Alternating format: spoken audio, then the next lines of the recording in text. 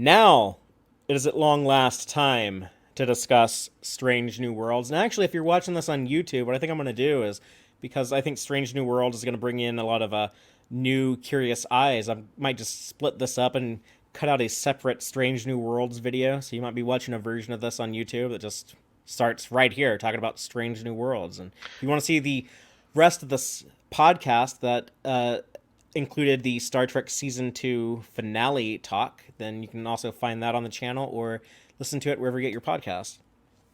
Oh yeah. But I'm just going to talk about this premiere episode I'm going to recap it by reading the official synopsis, then we'll kind of expand on that with spoilers. But the official synopsis reads, when one of Pike's officers goes missing on a secret mission for Starfleet, Pike has to come out of self-imposed exile. He must navigate how to rescue his officer while struggling with what to do with the vision of the future he's been given. I was talking about in Star Trek Discovery, when he had a vision of what will happen to him in Star Trek the original series. I'm talking about this being like a good entry point for new fans. I think this is a good show to show them. It's like, here's an example of what Star Trek is, and it's a very a modern and fresh show. But yeah, it's weird that we start off talking about all of Pike's history and everything. But yeah, Pike knows he's doomed. He's gonna have this what he considers to be this terrible future. However, he's having to go back into action to go rescue his friend and his colleague, his first officer, number one, or Una, from a very primitive world that's kind of a parallel of our modern day world.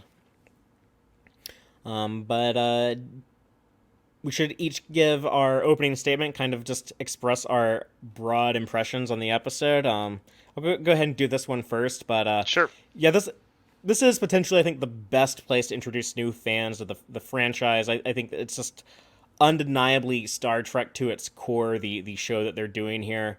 And there is a lot riding on this one. There is a high demand from the audience. There is a lot of people who wanted to see the Anson Mount show, who wanted to have serialized Planet of the Week adventures again. And a lot of people who were kind of unhappy with the reimagining of the 23rd century aesthetic in Discovery, so they're having to retool that. And I think they've succeeded on everything. This is pretty damn great. It's not perfect, but hardly anything. I mean, there's things I can nitpick in the Wrath of Khan. We just were talking about that a second ago. So, but yeah, really really impressive. I wish I could say knocked my socks off, but I was actually kind of I kind of had high expectations going into this. It was a lot of the stuff I had heard behind the scenes and things that they had officially announced that all sounded like I wanted to hear. So I was really expecting something great. It fulfills a lot of the promises, feeling like traditional Star Trek but made today in 2022. And it, again, like I said at the beginning of PICARD season 2, it is refreshing to see so much of the fandom on board and really really hyped and excited. But I did say that about season 2 of PICARD at one point, and then fans kind of turned on that show when its quality dipped. So hopefully that doesn't happen with Strange New Worlds. Hopefully they're able to maintain this and ride the high, and we get years and years of Pike on the Enterprise. But Dave, what about you?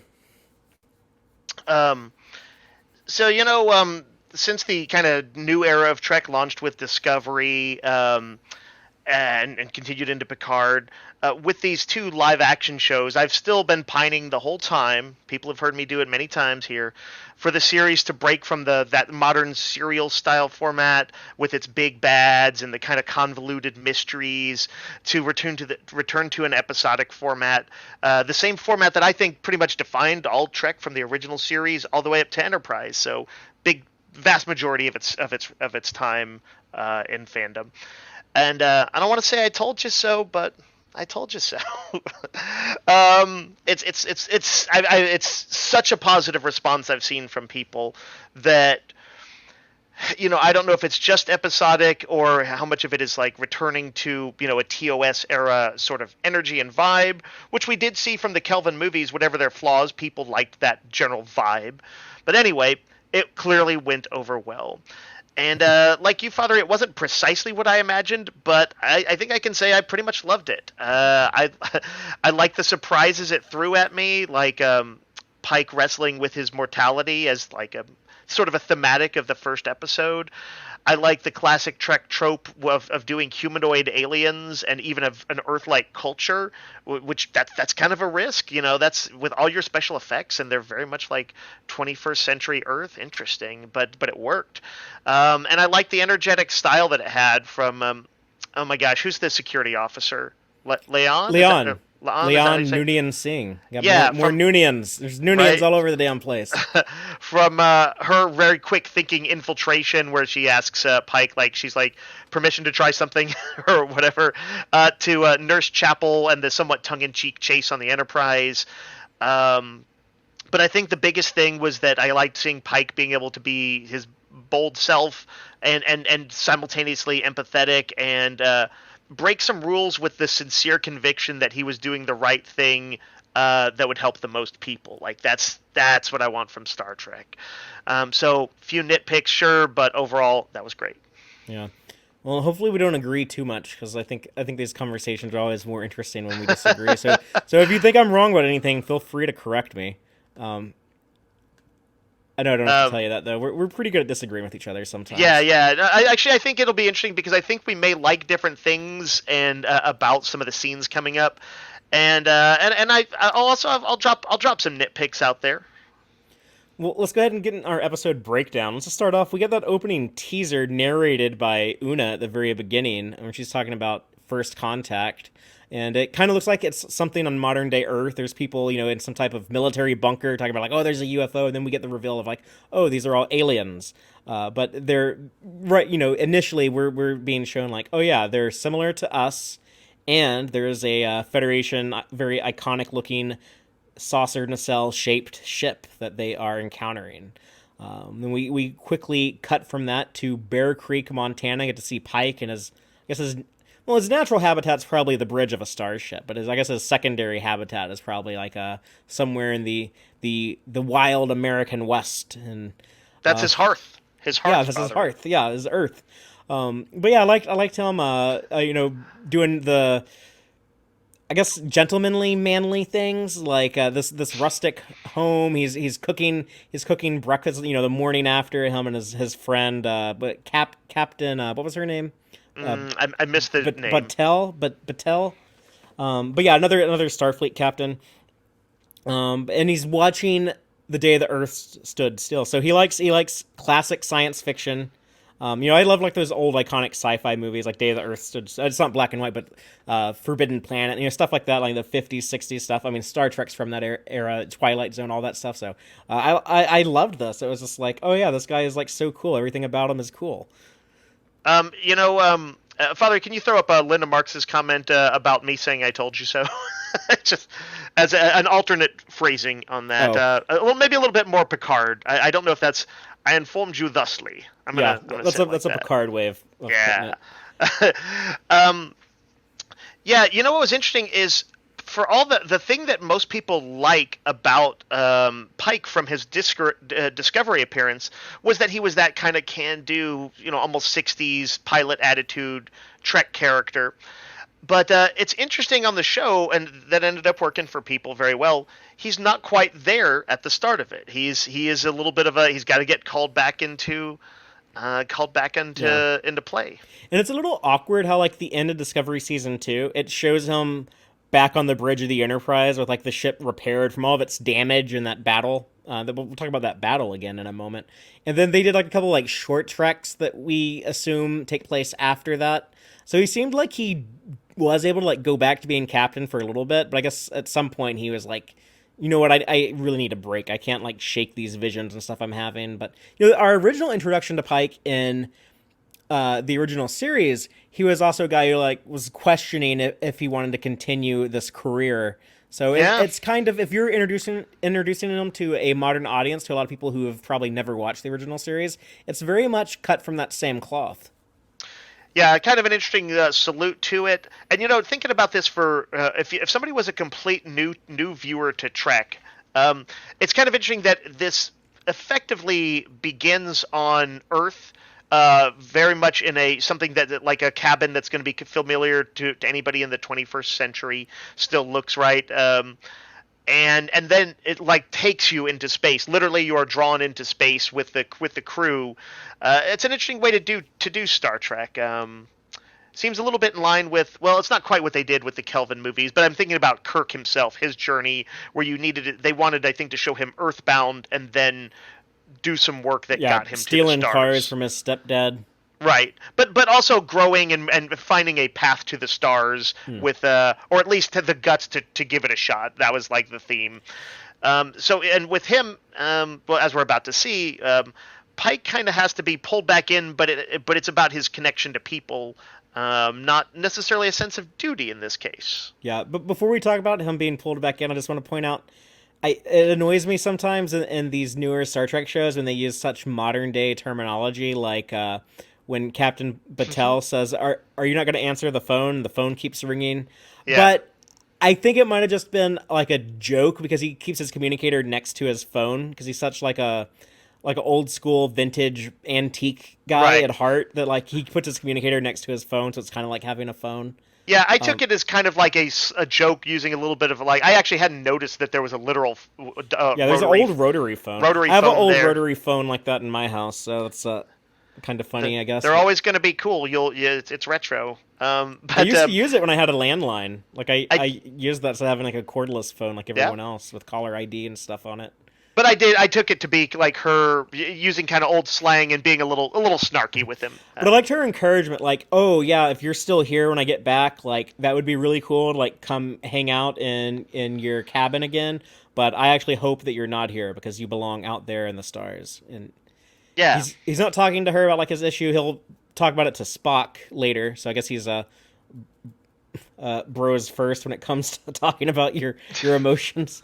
I think they have more of a casual connection here, him and this other captain. But but at the same time, she seems to know him pretty well. So we'll see. I kind of hope she recurs at some point. Well, we know he's eventually going to end up with Vina back on Talos 4. That's sure, kind of it wouldn't even need to be as a pairing. Right. It doesn't need to be a continued relationship. It could be that they meet at a starbase. There could be romantic sparks or not, but they're going to keep it casual because it's like the same thing before with like Kirk and Rand. Like they need him to be available for like a new love interest for like the Planet of the Week episodes. Sure, but I also think that one interesting thing you can do is with a slight serial, some slight serial elements that they'll be folding in, character development and stuff. Yeah, she could be recurring. She could be recurring as like just the occasional, like an ex who he bumps into at a starbase every once in a while, who's a friendly ex. That's all it is. They can chat still, and maybe they're sometimes friends with benefits, but more likely they are just friendly exes. What do you think of Admiral April? There's not a lot of depth to his character. He was fine. He was he's the guy who seems to convey a fatherly good quality, a little bit like almost like he's Perry White in Superman or whatever, or Superman's dad. It's like the police chief and like the cop movies. There's a lot of like those tropes, like we're pulling you back in, Pike. Right, but he's also like he's doing it, I think, because he doesn't seem to be like a guy who's like, he's not pulling him in for some black ops mission. He's like, we need you to save your friend. And, that's I can allow for that. And I think he admits, like, I don't know what's going on with you. I don't know what classified stuff you were into. He'll learn over the course of the episode. But I think he knows, like, man, Chris, like, you're best when you're in command of a ship. And you're, like, the best we got. So this is for your own good. I'm giving you the push, the encouragement to get back out there. Right. Because he does like leave it up to him at the end of the episode to decide. It's true. I guess we haven't discussed this, but fandom has already discussed it because the one image that we've ever seen, I guess, of Robert April in canon was in the animated series, and he was a white dude, and so there's a little kerfuffle over that. But like they don't actually name him as Robert April in the show, right? The original commander of the Enterprise before Pike. But we assume that that's probably still at least in place. Did he ever say the Enterprise was his ship in this? No, but they say that in the animated series. Right. But I'm just I was just thinking, if you were watching this without knowing anything about it, you Oh, wouldn't yeah. know that this guy has a history with the Enterprise or anything Well, I like think that. he's going to be recurring. I think he's going to be Pike's boss, and Probably so. I think that they'll bring that up. I think the way that they're going to play it is that Pike was April's number one. Yeah, that makes sense. They could do a flashback even to Pike's command Yeah. of the ship. They'll Or, have to, sorry, like, April's command of the ship. They'll have to darken Anson's hair because he got like really gray doing season 2 of Discovery. That technology, I think, exists, so they should Yeah, be okay with I mean, that. like hair color, like that's been around forever. But speaking of that, though, that was one of the weird things to me about April. Wasn't so much his skin color changing, even though I was kind of uncertain how appropriate that is to kind of treat ethnicity as like something like interchangeable between like different actors playing the same character.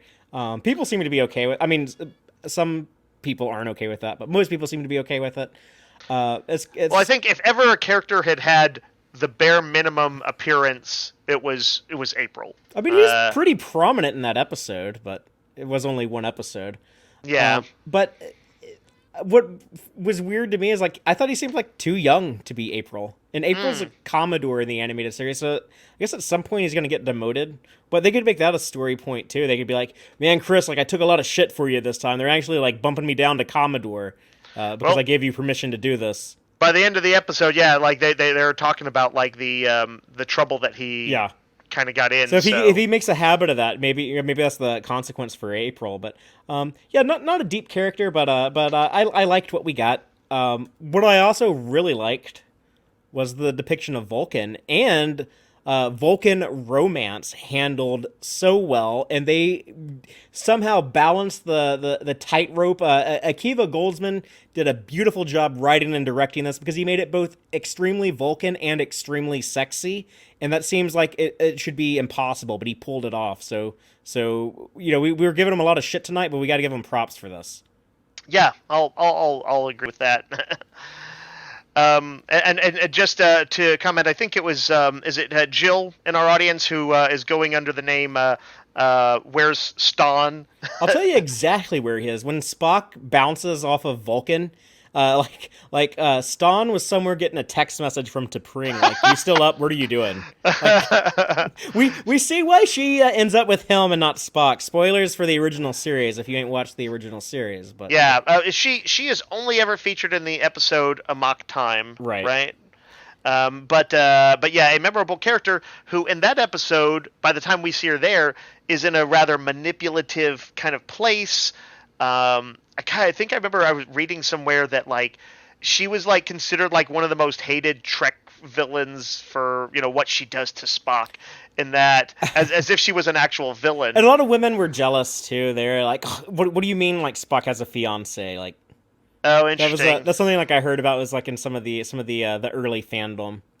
But yeah, I remember like hearing an episode of I think Women at Warp on that discussed that and sort of reappraised her and her having to use sort of Vulcan sort of political machinations and some of their strange Well, I can laws. sympathize with her here with Spock being like, yeah, like you had like this entire like romantic evening planned and you proposed to me, like the role reversal, like maybe on Vulcan that's more common, like the woman proposes to the man in these heterosexual relationships. Maybe that's like their tradition.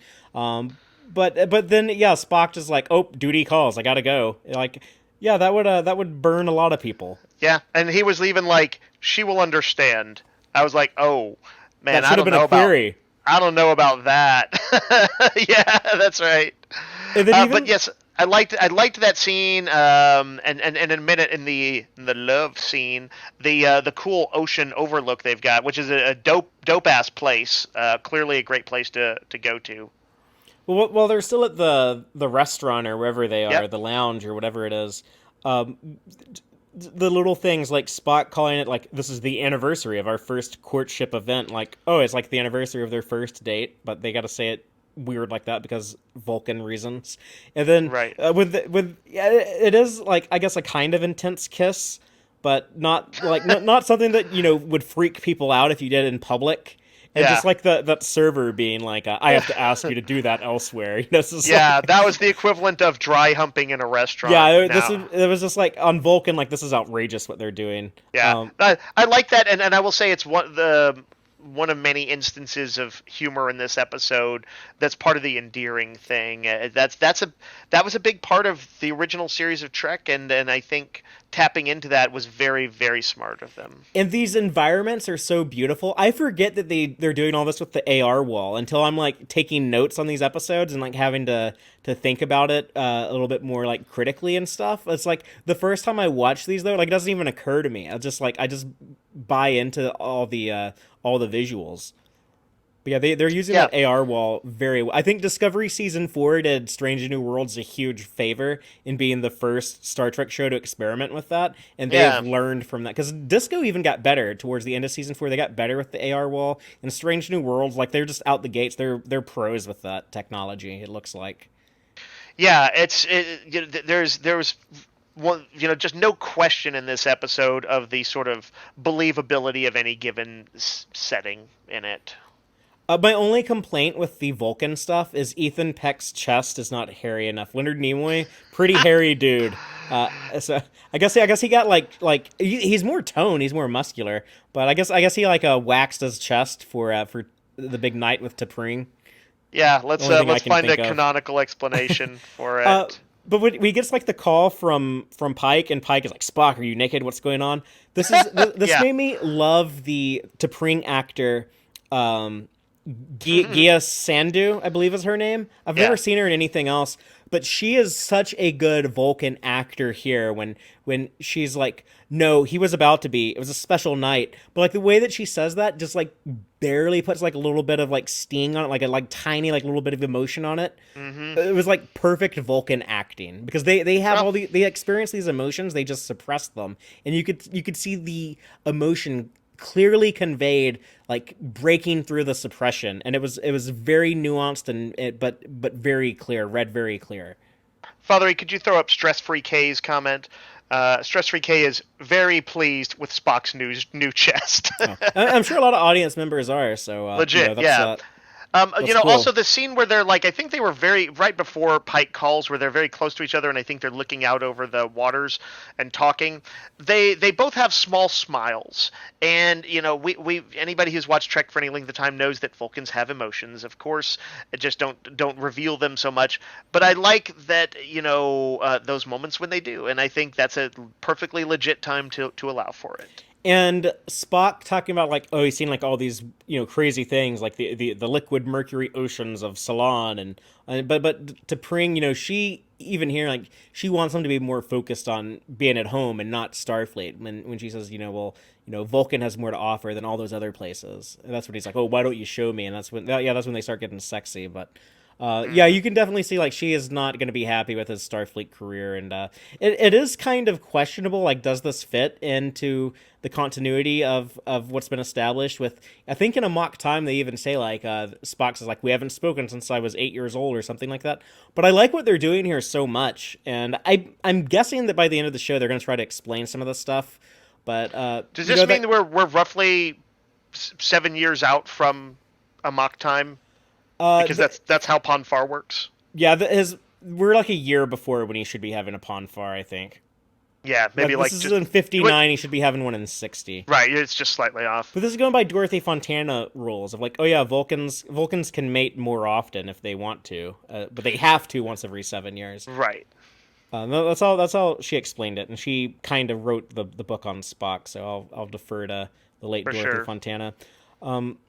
Let's talk about the Enterprise though. Somehow Spock beat Pike back to the Enterprise. I'm not sure how that happened, but He had to. shave, he was stuck on Earth. Yeah, he had to shave his shaving took a beard. while. You know what? I jokingly I was thinking Pike is like a millennial or a Zoomer. He's on his phone while they're flying up to the Enterprise and not noticing its grandeur. Here's another thing that they're doing kind of loosey goosey with continuity stuff. And again, like I think that it'll be easy to explain all this stuff in the end, but the Gorn, they clearly like want to have the Gorn in some form in the show. So there's unconfirmed reports of the species, the Gorn. There's not been like any official first contact. I think they're going to try to save that for Arena, but still kind of like show the Gorn in this show. And I think if they are playing a little loosey-goosey with some of the continuity and doing things that are, harder to explain, but as long as it's good, as long as what you're doing is good, I think audiences, at least for me, I'll be forgiving of it and I'll go along with it. I like the Vulcan stuff so much. I'm glad that they did that. I think the Gorn stuff here has a lot of cool potential, so we'll see where that goes. And we'll talk about that with Leon more later when we get her backstory. But yeah, great shots of the Enterprise. I don't know why they shuttled him up there to beam him in. Like, they could just beamed him up from Earth. But it's kind of funny. Here's the one thing I can say, and that maybe this feels like it could have been in a cutscene, is he feels like the kind of guy who'd be old school enough he'd want to do a flyby on it before beaming over. Inspect like the new hull plating or something. Yeah, and ironically, I actually liked that this wasn't quite the traditional awe-inspiring it looked cool, don't get me wrong, but they didn't do a big to-do about it, and not that big a to-do. And I think because we know that Pike is not supposed to be fully in the game yet, right? He doesn't have that headspace quite going on. He looked hesitant when he was approaching the ship. Right, and so it fits the thematic of his character arc. They quickly mentioned Michael Burnham. They were just like, I miss her, yeah, me too, and that's it. I kind of liked that. Something to I like a good twist of the knife of anybody who's still, some kind of weirdo conspiracy theorist that this is the Kelvin timeline or whatever. But also, yeah, I also like connections between the shows. It doesn't have to be a long conversation, a quick mention like that. So, you don't need a long convo because if this is somebody's first episode of Trek, all they need to know is Spock had a sister. Maybe be curious about it. Maybe you look into Discovery. Maybe you don't. But it clearly indicates that these people have a shared history. Pike and Spock have had shared events together and know each other. Yeah, and it kind of more like cements their friendship beyond just captain and science officer, that it kind of justifies their conversation later where Pike opens up. They showed us this first bridge scene at Star Trek Mission Chicago, and one of the things like they announced before they showed it to us, because they're talking about like, number one's gone, we have this new first officer with Leon. One of the things they told us like immediately is like, Rebecca Romaine's not going anywhere, don't panic. I love how they they got out in front of that before they even showed it to us, because they knew how fans react to like every little detail like that. Yep, they were right too. But we meet the ladies on the bridge. We get the Leon Noonien Singh character that we'll learn a little bit more about later, but she's kind of still remains mysterious by the end of the episode. Ortega's our helms person, and then Cadet Uhura on the communication officer station. Yep, sporting the classic communication earpiece. I forget what you call it. Yeah, and I didn't know if I liked this bridge redesign more than how it looked in Discovery Season 2, because I really liked the way it looked in Discovery Season 2, and I was like, did they really need to change it? Everyone seems to like it more, but do I like it more? After spending one episode, I love all these sets. I am totally in love with them. I love the John Eves redesign of the Enterprise. I love all the interiors. These uniforms have grown on me. They look really good. I like to try to not notice the little patterns in making up the textured parts, because that seems like a bit much to me still. But the overall look of it, really good. This is when we get Pike still having those weird visions, and he gets the ship off to warp. We have this cool little montage of seeing different sets that we don't get to explore in this episode, just to look forward to in the future. But then Pike's having his flashbacks to his, or I guess they're flash forwards. He's having flash forwards of what he knows will be his fate, and that's when Spock comes to comfort him. Pretty horrific. Like, they played it pretty ghastly. You could say that the scene borrows a lot from Star Trek Beyond, Kirk and McCoy on Kirk's birthday. But Star Trek Beyond, it was actually taking, kind of something from the original series where they did that. So this feels more like going back to the cage, to Boyce and Pike. They people tell their bartender things they'll never tell their doctor, kind of thing. But here it's with Spock. Yeah, and then like there's so many instances of like versions of that, Picard and Riker kind of having a heart to heart, or Picard and Troy, I or think it would be like Picard and Guinan. I mean, I guess but any given person, the captain opens up to kind of, there's these intimate scenes are kind of a staple, I would guess, of most treks. But I guess the cool thing here is that Pike does tell Spock, "Yes, I had like this vision. I know it." They clarify like it might not be the end of my life, but it's the end of my life as me. Which I've heard some people Yeah, say like, "Oh, well, that's kind of weird." He considers like being disabled the same thing as being right. dead. But I think it's just. I mean, I'm not part of that community, so I can't speak for them. But I think a lot of people who suffer from an accident or some type of medical condition, like they become disabled. I think there probably is like a lot of trauma associated with Right. that. Arguably, Pike hasn't processed the trauma. Um, that's which is the very premise of this episode. But yeah, I hope they will. I'd actually think. Do you know if they've consulted with people who I are don't disabled? know. I mean, that doesn't seem like it, but I like Pike's conclusion here that like humans aren't supposed to have this kind of knowledge. We're not supposed to know when our life ends, and it's like Right. it's really messing me up, man. Like it's hard to exist with. Spock takes his shot at some pretty solid advice about how it might, how he might be able There might to, be benefits to it, yeah, to get benefits out of or it. as far as like his leadership goes and stuff. Hmm. Yeah, Spock is encouraging. Um, I guess we should talk about the arrival at Kylie 279, which is a weird planet name to me because I have a sister named Kylie. Though her name is spelled differently. It's the same letters, they're just arranged in a different order. Her name is Kylie instead of Kiley.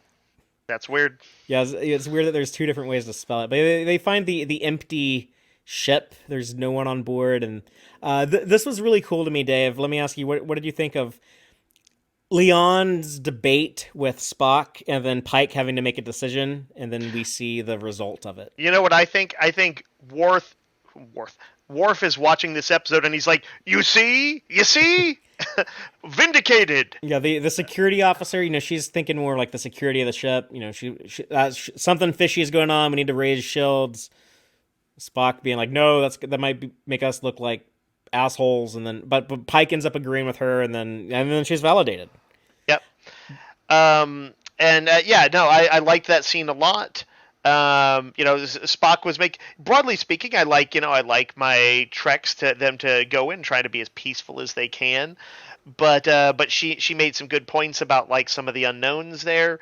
That was cool. I also like that that this 21st century ish planet didn't do serious damage to them. That it was a okay, this could be provoking them, and clearly their world is in turmoil. They'll discover, but they're not in danger of being shot down. Truly, Yeah, so it was a good balance of things. Like that's smart. They don't and have to be at risk. she wasn't like full power to the phaser banks. She was like, no, like Yeah, raise shield. So she wasn't being. honestly, it's a nuance that Worf should have. But they should have written him with that more often early on. He could have been I don't aggressive, know. but I don't know if Worf needed that. I think he was nuanced in other ways. I'm he fine with became more Worf's nuanced. hawkishness. I think it was just that they failed to give him like moments of being where his like cautionary self would be right, and so that was frustrating. The writer seemed to be against him early on, but yeah, no, it was a good scene. And the way that it happens like so quickly, but yeah, it is like, oh, we're getting kind of like a little bit of a moral conundrum Star Trek classic thing, but it's all self-contained in like this one scene, and then it actually like has one side be right and one side be wrong, and we see the final results in the end. Again, this stuff being like good examples for Star Trek, Hmm. for new audiences. And then immediately after that, in their little conference room, they have this. I think this is very well written, also, but they have a explanation of first contact and General Order One, and how like, oh, if they have warp, we can go talk to them and see if they want to be in the Federation. If they don't have warp, we can't talk to them. And I thought it was presented in a way where it didn't feel dull to me as like a seasoned Star Trek viewer who knows all this stuff in and out, it didn't feel like dull or sluggish or boring to me. And I also think it would be a brilliant explanation to the virgin audience who's hearing all these concepts for the first time. Yeah, and that's a tricky thing. I know that Trek broadly has the reputation as the talky show compared with the other Star franchise, being the more actiony one. And but when you're kind of keeping it moving this quick, it's I mean, I don't think that that criticism hits most of the time anyway, but I get it. And I think these were pretty quick and to the point conversations, so they didn't drag. Yeah, good job, Akiva. Well written, well directed. Yeah. Dave, what did you think of the introduction of Dr. Mbenga and Nurse Chapel? I'm gonna just be prurient and say that Nurse Chapel is very hot, first of all, and then I'm going to say that the immediate interaction with Mbenga accomplished something of what the convo with Spock about Burnham did, which is to say, okay, immediate history established. We see that Pike is a good guy. He connects with his officers. Yeah. And I liked Mbenga's vibe. I liked. He's got jokes. He's like, never get the house dressing. Yeah, this is an Enterprise crew that doesn't take itself they're clearly good at their jobs, but they're not formal all the time. They're not miserable. They're not miserable. We've had so many miserable Starfleet officers. It's true. Refreshing. I also liked that Chapel seemed to have a specialty. She was I forget what sort of a geneticist sort of thing, a specific thing even that had to do with. She's a civilian, which was weird. She's on transfer from Stanford Morehouse. I guess I thought that was two different colleges, but I don't know what that's meant to bring to the table.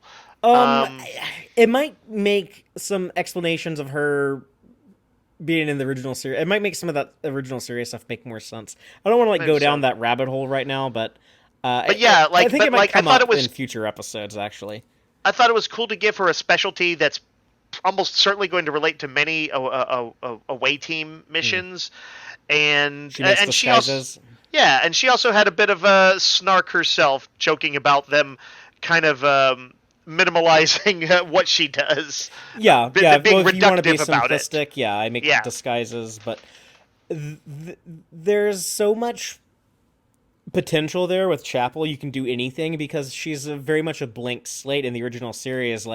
I've seen the original series and the animated series many times, and the only general things I can tell you about Chapel is that she assists Dr. McCoy. She had a fiance one time, and she really wants to bang Spock, and that's all there is to her. They never developed her, so they kind of have the pass to do whatever they want here. And they do show that she is already expressing some attraction to Spock. Right. That's sure to be a thing, no doubt.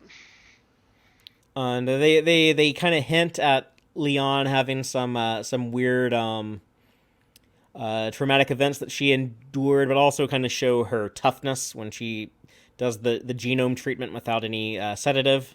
Yeah. That was kind of neat to see. I just thought it was neat to see a slightly granular overview of how they do the infiltration, of breaking it down. We're going to give you a sedative to minimize the pain. Then we're going to change your exterior appearance, but it's not going to change your interiors. Just some people might not know that. That's not. I mean, this isn't a common Star Trek explanation for it, but I thought it was a neat idea. Usually they'd probably just say that they had prosthetics or something like that. They've done genetic alterations becomes a thing. Yeah, that's true. I guess that was when Troy was a Romulan and stuff like that. But Cardassians do it a lot too. Cardassians will disguise themselves as people genetically. Oh, really? No, that makes sense. But it was a neat thing to see broken down, and of course it illuminated her character. I thought it was weird when Pike said, "Damn the Ramparts, Doctor," because he's talking to Chapel. It's why did you call her Doctor? She's not a doctor till the motion picture. Mbenga introduced her as a nurse. Yeah, that's probably just a little slip up there, just something that made it. But was that part of the quote, "Damn the ramparts"? I was assuming that was "Damn the torpedoes, full speed ahead." But or was he talking to Mbenga but looking at Chapel? I don't know. It just felt awkward to me. But yeah, I like the role that they've given Chapel. I'll be curious to see how often they do that. These disguise undercover beam downs to planets. But yeah, we've definitely have seen this story before in Star Trek, but not in a long time, not in a while. What's that? Do you mean? You make yourself look like an alien and then go like Oh, infiltrate, that go specific, go yeah, just that undercover. that technique, yeah. And then sometimes you have to like beam down in like these weird shorts to blend in. Oh, they use the transporter to beam the clothes on them, like they did in Star Trek First Contact, when Picard's like, "Computer, beam us down to Earth, mid 21st century clothing."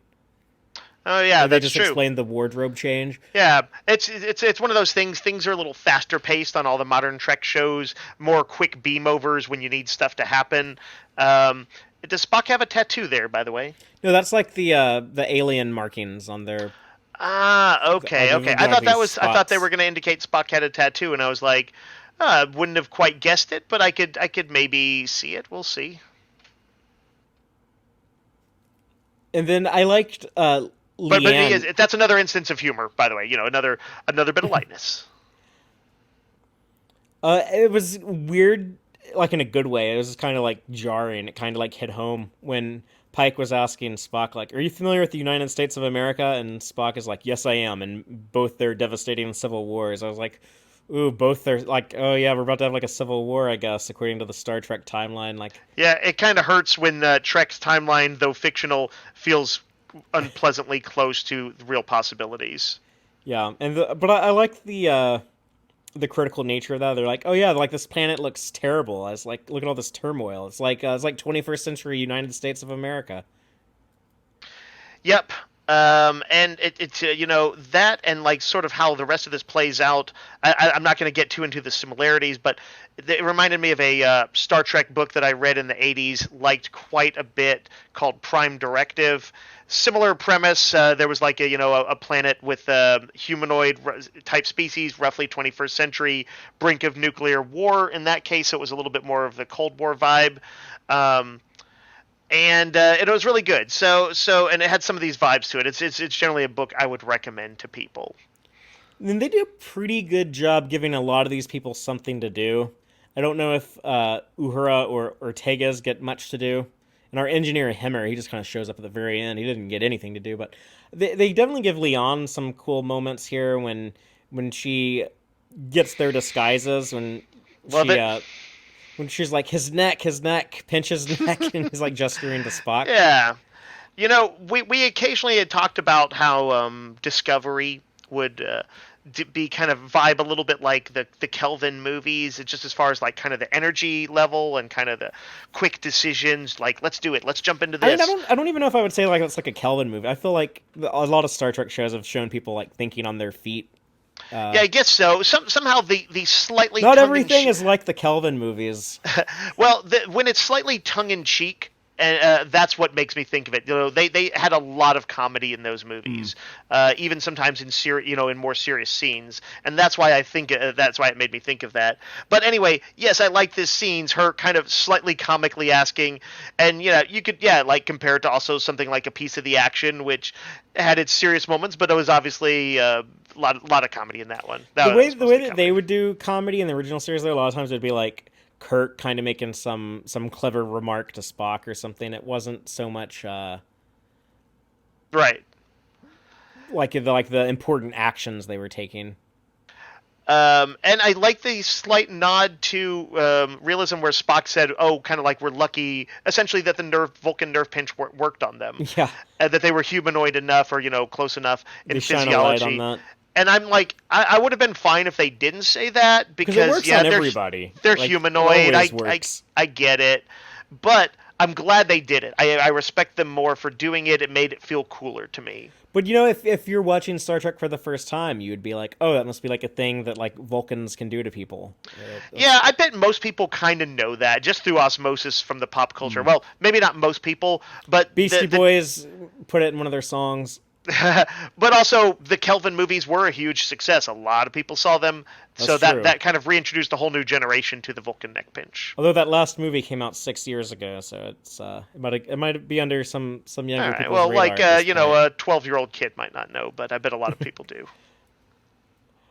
No, this is where I kind of wanted to complain about the episode the first time I was watching it, but then it fixes itself for me. But when they kind of do like the silly, cartoony, like chase the alien because Hmm. they need his DNA for Spock's disguise, and Yep. Chapel running around. I know they have like security on the ship, but I guess it is kind of urgent that she grab the guy soon. But I thought that like, man, this guy, like his entire like world perspective should just be like shattered. Like, oh my god, like what? Or who are these weird people, these creatures that they've taken me to this weird place? But we see later, like, oh yeah, they've already met Una and the crew of that ship. So he might have like this isn't the first time he's met aliens. Like The he's initial already ice has crossed been that broken. river. Yeah, yeah. Yeah, well, you know what's funny is I had a sort of an issue with the scene for different reasons, which is like I just like it when they take the treat the Prime Directive or General Order One as it's here more seriously, and them just kind of like rolling their eyes at somebody waking up in in their sick bay who's gonna like see all this shit and have to process it, or they're gonna have to mind wipe them or whatever to keep them from being too big a thing.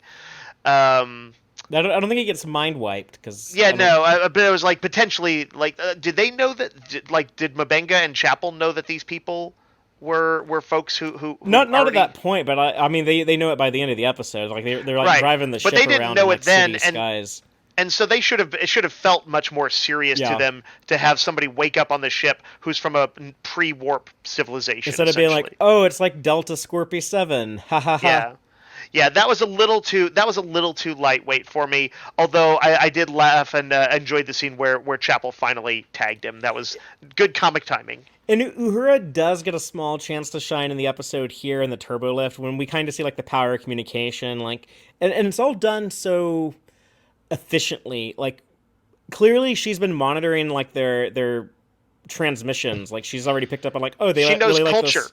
She, Yeah, she she yeah. like started talking baseball basically with the guy and calmed him down. I see in the comments, Fun Will Now Commence was talking about liking that, how she did that too. Yeah, it was a cool casual little showcase of her ability. Yeah, and like we can pick up on a lot. Like, oh, backtrack is on the bridge. That must be like, and tag ball. I guess that's like your quarterback. And I don't know. It's just like it was like weird how they were able to convey so much with so little. Again, like Hmm. just really strong writing that was impressive. And then the way that they My request to Akiva Goldsman is just more self-contained shows. That's where you shine, my bro. well, it's not up to him.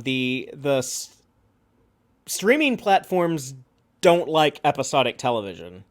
Right, They were but never so I would given. argue that be that as it may, Trek would have been better served without them being so serial. Obviously, I understand why they would try it, and I don't think you throw it out necessarily.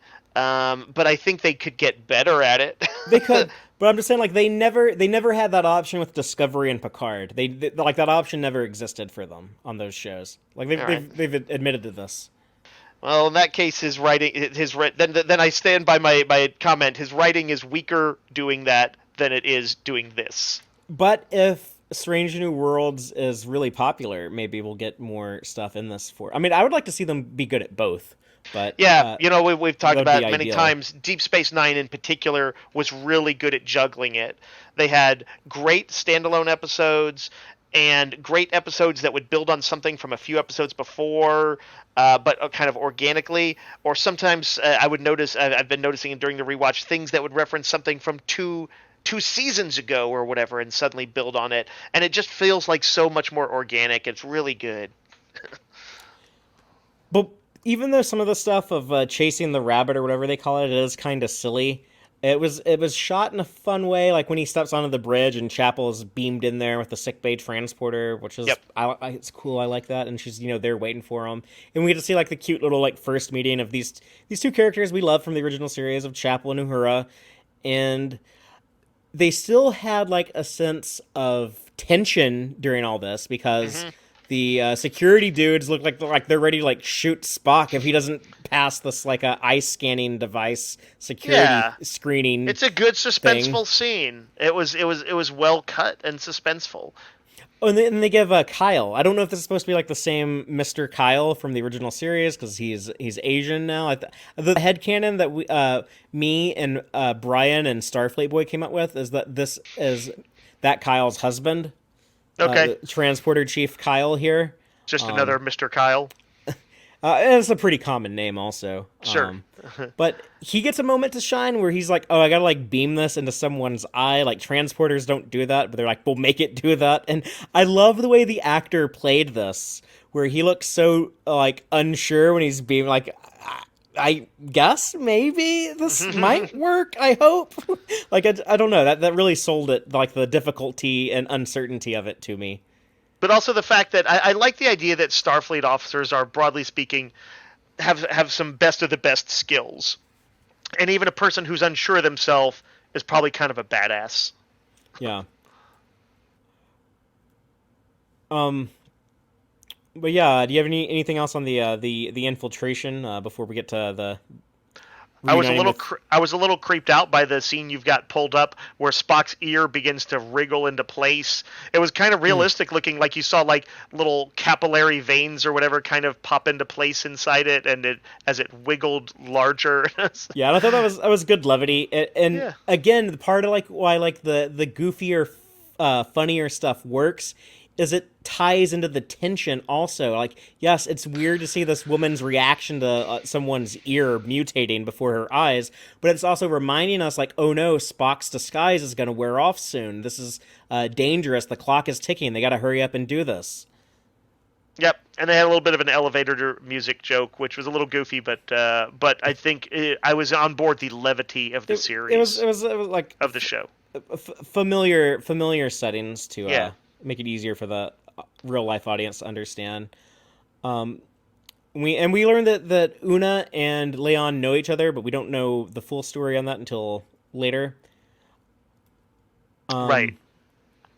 And there's some action on there as they're trying to escape. They have to like beat some people up to get back to the elevator. Yeah, when Pike is making his speech later, I almost want somebody to interrupt and like, wait a minute, didn't you beat up some of our people? He'd be like, you can't make an omelet without breaking a few eggs. I was actually happy to see like Pike throw a punch in this episode. I was like, I want to have that. They're like, yeah, sometimes you need a little fisticuffs in Star Trek. Right. And it wasn't like portrayed super brutally. They just kind of they knocked him out. And it wasn't like a big, like, huge, like, kung fu battle set piece, which I do like it sometimes when the Star Trek shows do, like, those big physical fights. But, the original series would have done that if they had the choreography, but instead they just had, like, a bunch of, like, double fist punches and judo chops. But and that's cool, too. I like that style. But we finally get some explanation here of what's going on with this planet. They didn't have warp engines. They had warp bombs, and they got that technology from watching the battle at Zahea, where the Discovery went into the future when Michael flew around in the Red Angel suit, and there's a bunch of Kelpian ships and Klingon ships and all kinds of ships. These people were able to observe that and build warp weaponry. Yeah, and by the way, that premise, which that is revealed early on, but like only clarified here, was one I really liked. This was about them having to take accountability for their own actions, and arguably something done, under the most terrifying of times. That not a huge screw up on Starfleet's, but it's definitely on their plate as a problem. And I felt like that made it pretty reasonable for Pike to bend some rules to make it right. And I like that they tie some stuff back into pre-established events, just because I love like the big tapestry of the universe connecting. Yeah, I like that too. But it does seem a little weird to put in your first episode, like because then that would be confusing to someone who hasn't seen that. I think. I guess so, but like, do you really need to know anything more than there was a thing where Starfleet technology just got seen? Like, does it matter that it was from Discovery, Yeah, that I it was think a I think it certain would just episode? people would be like, oh, I need to know more about that because they're talking about Yeah. like I'm supposed to know that. And there it feels almost more like the way when I got into comics and I would read like an issue of Hulk or something, and it would have like, or I'd read Spider-Man and there would be like a member of the Avengers in it, and I'd be like, oh, I kind of want to know who these Avengers guys are. Like, it was a kind of neat thing, I think. I guess it'd be cool to hear from some people who it's their first time watching Star Trek. I can't Yeah. imagine too many people of those people are listening to Tex-Trek, but if Yeah, but anybody if you are, knows we want to somebody, know. yeah, or if you're somebody who knows somebody who's it's their first time, man, I'd love to hear how the reaction was. I like Pike saying "screw General Order 1" because that's basically what every Starfleet captain says, whether literally or through actions. They say that one way or another at some point during their career.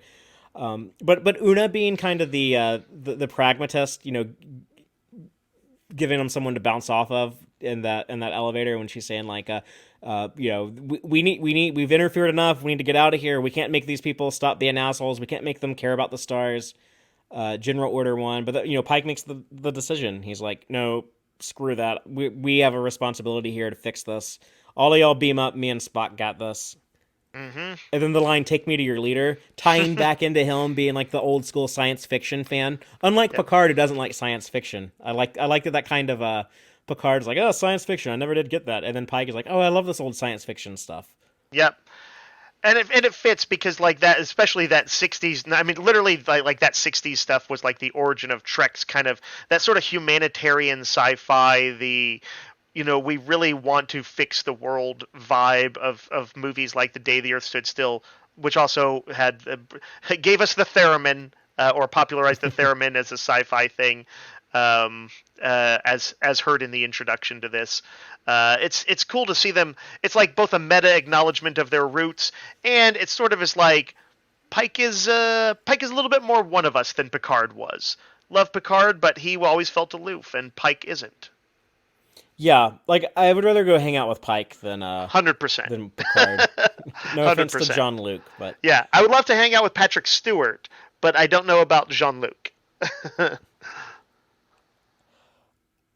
they have the meeting with, I guess, like the president lady. They never say like what her title is. She's just like the leader of the government. But I Yeah. like that Pike tries to be philosophical with her, and he has like that proverb about when elephants fight, it's the grass that suffers, and she's like, Yeah. I don't care about proverbs, I just care about like having a big stick. So that's when he has Because to this is the equivalent of a classic Kirk sort of speech, I thought it was important, or like, let's just say I liked that it doesn't immediately quite work out. Like she's like, okay, that's nice words, but we've been fighting these guys forever.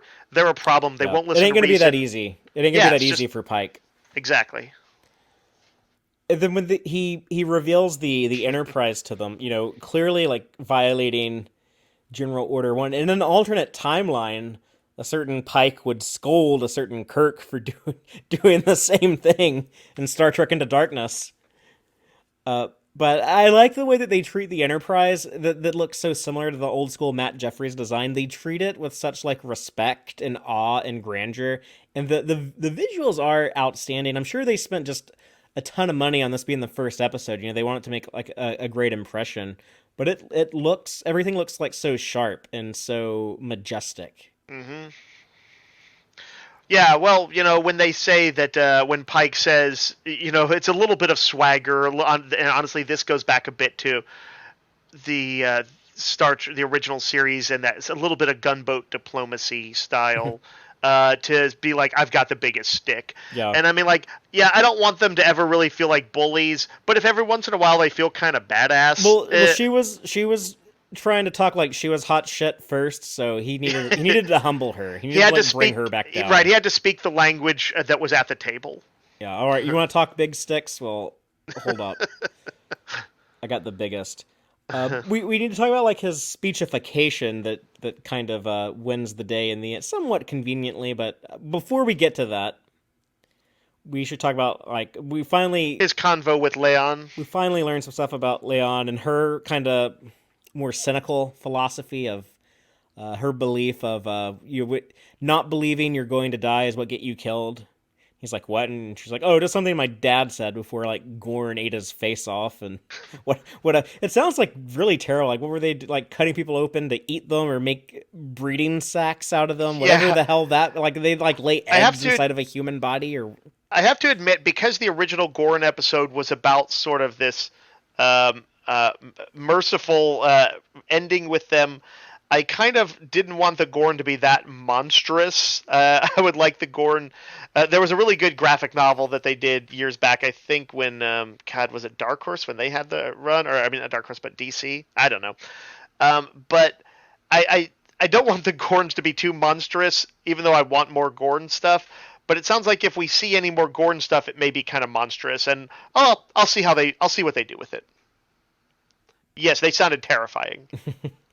at least they're respecting the Gorn. But I guess this kind of Yeah, helps Pike figure out how to balance his knowledge of his future and how to how do you um deal with knowing your time is up. Like, do you deny it, do you accept it? And Leon's saying like, yeah, like people, they stay in denial. I never denied it, and that's why I was able to survive and became the lone survivor.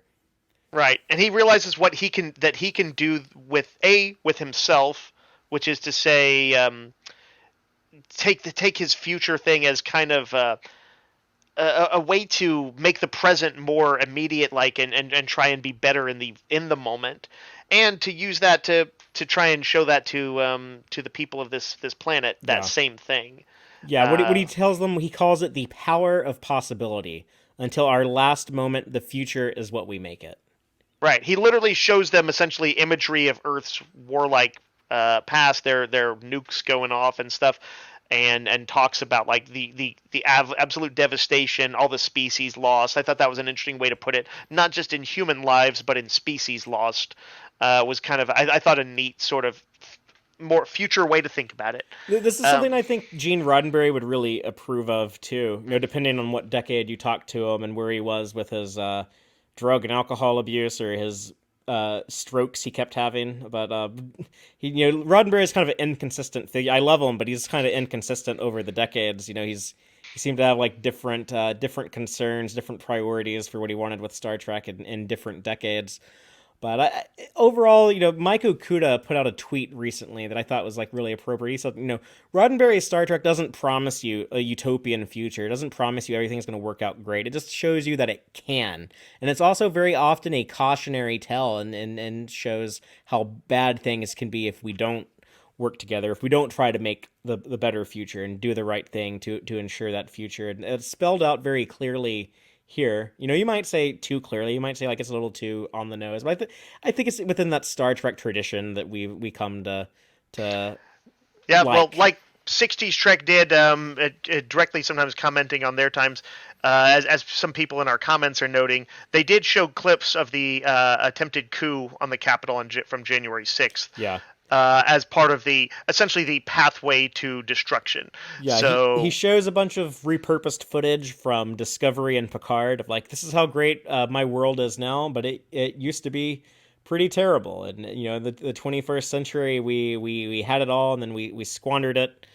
There was an American Civil War, there was a eugenics war, and then eventually World War III. And the footage here, yeah, it is like a lot of like real world stuff that is definitely hammering it in the like we're talking about the United States right now and how devastating that could be the not just this country but to the entire world. But then the footage of the nuclear bombs like exploding in Washington D.C. and New York and Paris, and one of those explosion shots where you see like the shockwave just like knocking over skyscrapers and stuff, all that stuff looked really good, really realistic, and yeah, very disturbing as a result of that. yeah, the exterior shots from space of the whole planet going up too was pretty sobering.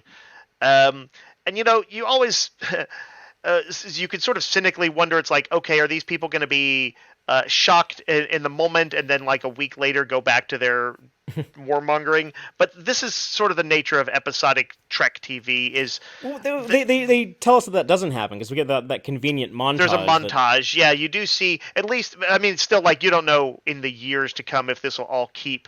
But I actually think it'd be kind of, by the way, neat to do something TOS didn't do, which is follow up on this stuff occasionally. Have some wrinkle show up, but something not an insurmountable problem, but something that they can revisit to show that problems, that these guys will stay with a problem until they fix it. But yes, I thought it was given that that's kind of a tough thing to show, like a whole planet sort of coming to a sobering conclusion that will hopefully better them. They did a really good job on it. And Pike sold the devastation of World War III pretty well, I think. When maybe like even like 600,000 animal species extinct, like that seems like a lot of animals, and 30% of humans, that's like billions of people. But they've established that in I think First Contact. I think Riker says 3 billion died in World War III. I think the 600,000, that sort of makes sense to me because there's so many species on Earth. Well, no, the humpbacks. The humpbacks are screwed. Yeah, well, they ain't making it. Ricardo didn't save them. Damn it, Ricardo. But yeah, the montage did seem like, oh yeah, this is like kind of, it's kind of nice and convenient, but it was satisfying. It's like we were saying when we were talking about Picard. It's like, yeah, this contrived stuff works if you find it satisfying. I mean, it is baked into the premise here. So I think that if you find I guess I can call it contrived here, but I also think that it is part of the DNA of this show, is that the solutions will kind of, quickly work or quickly unfold, so that, but it is not about lingering with them, and so unless they do it poorly, I don't think it's ever going to really be an issue for me. Hopefully they won't do it poorly. I did have one issue with all of this stuff. I thought it was weird when he's like, so these are your options. You can go to war or you can join the Federation. I'm like, you think these people are like ready for like Federation membership? Like, are they gonna like pass like the application requirements? Well, I do think like this was clearly like an unprecedented situation. I think Spock said no one had ever made a warp bomb first. It'd be like if you made a nuke before you understood particle physics. Right. So I think that's why he's probably angling. He's putting he put pressure on Starfleet to have to figure out what to do with this. And I suspect that they, would find some sort of provisional membership that is meant, because this is a unique situation that they do have some responsibility for, so that they will find a way to make it work, which I like that idea. Find a way to make it work. Let's talk about the ending and the Starbase 1 stuff. That we actually saw Starbase 1 in season 1 of Discovery, but it was all like messed up and taken over by Klingons. It had like Klingon graffiti on it. The Klingons like taking it over during the war. So I like seeing it now with all these nice pods full of plant life, full of force. I think Starbase 1 might be a recurring location whenever they need to like go back to the they base, put a lot of work. Here. It's a place I'd like to go. I'd like to visit. Discovery seasons 3 and 4 got a lot of mileage out of their Starfleet HQ starbase, so this might be like our 23rd century version of that. But yeah, we see April talk about like, okay, we were able to loophole all of this. Like, you're fine. You're not going to get in any trouble because Starfleet had to deny that battle ever happened because all the Discovery is classified. So you're good.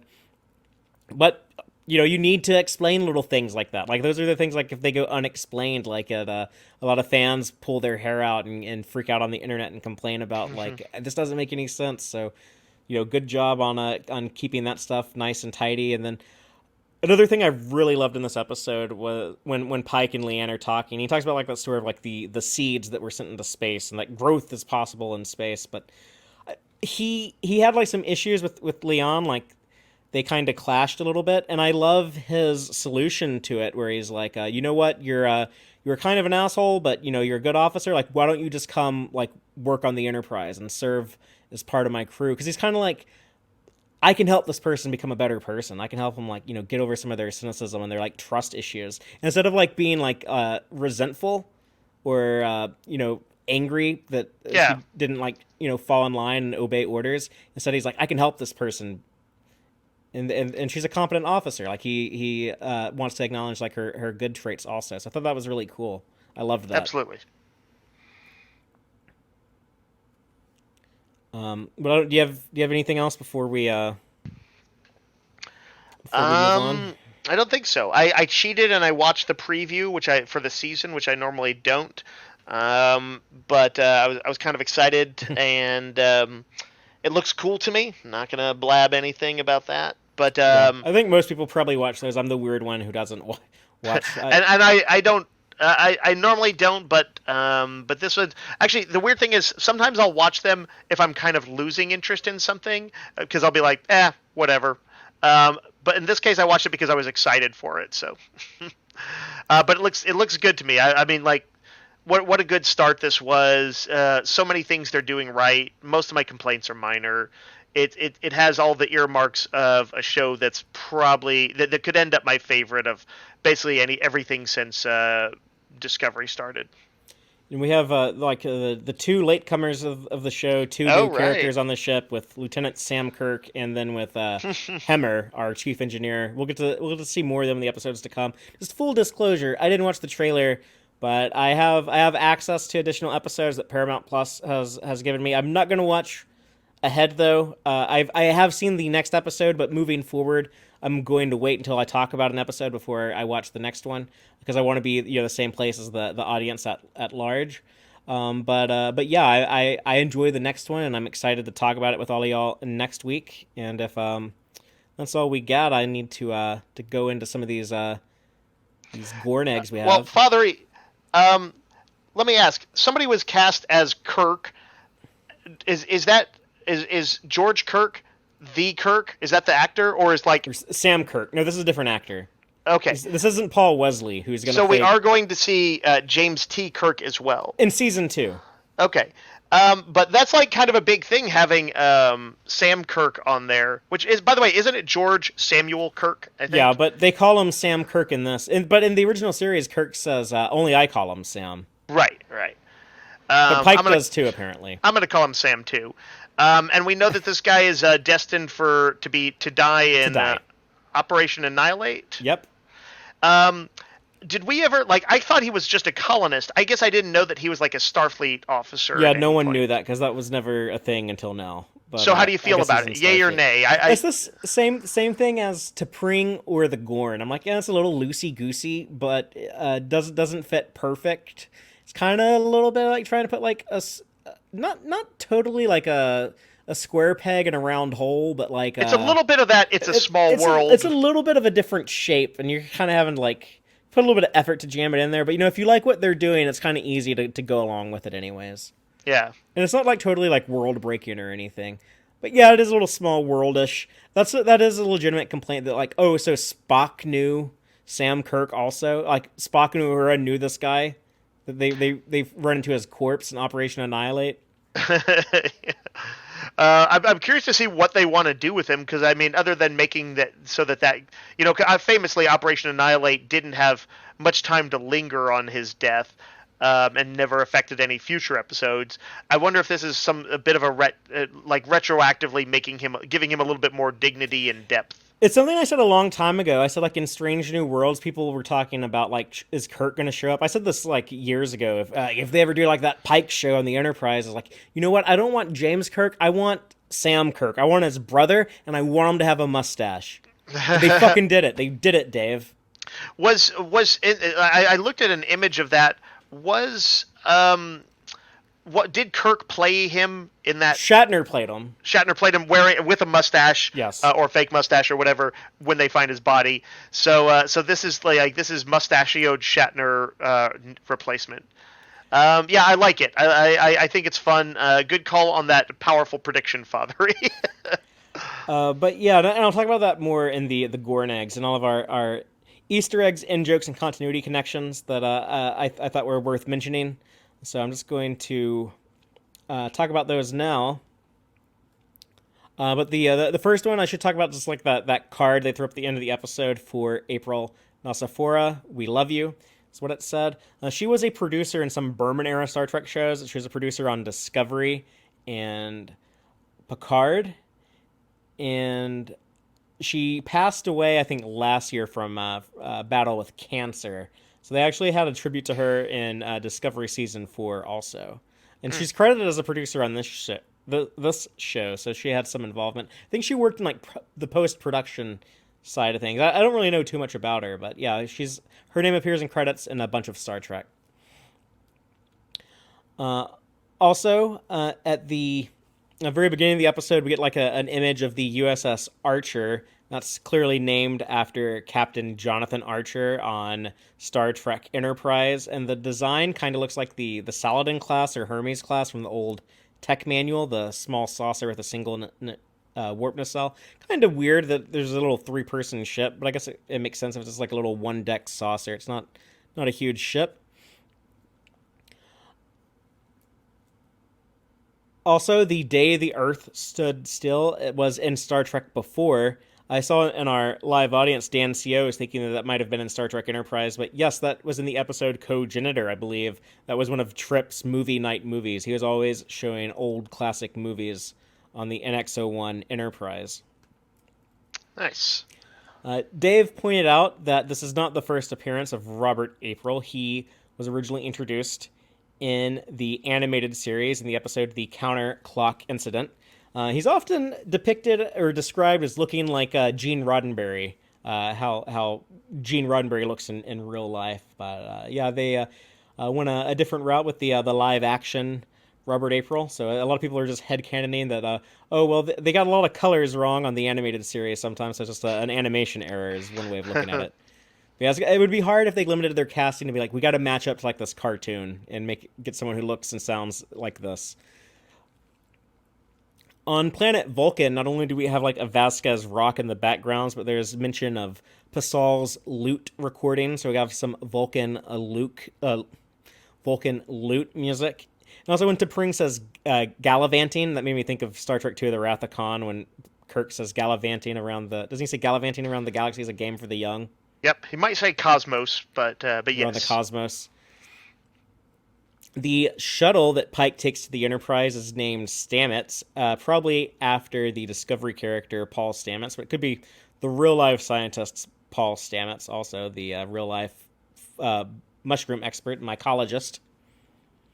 And mention of both Gorn and we got to talk about Leon's last name, Noonien Singh. Those both have ties back to the original series.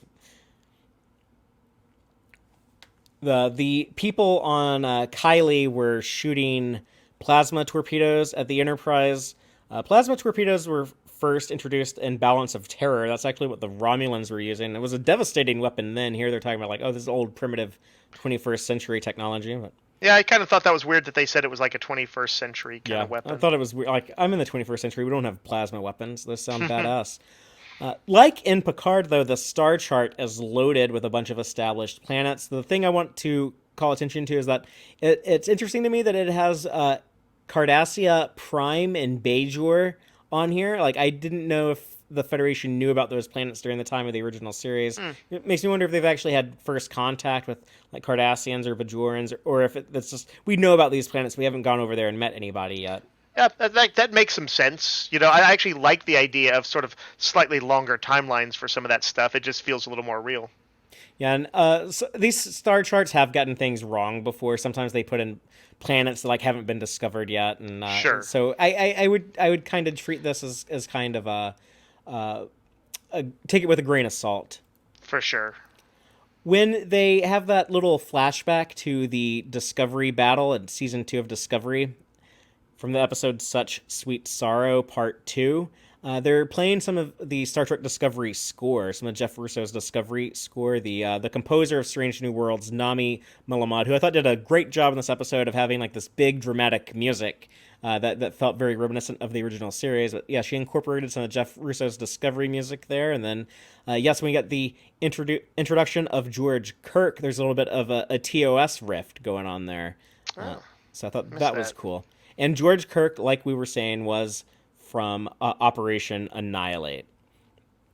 So that's everything I got there. But yeah, if you were Father, joining us, Sorry to interrupt, but just real quick, somebody mentioned this earlier, and it's one we might have to research because I didn't look into it. I didn't catch who said it, but he said that the elevator music was like a jazz lounge version of the Discovery theme.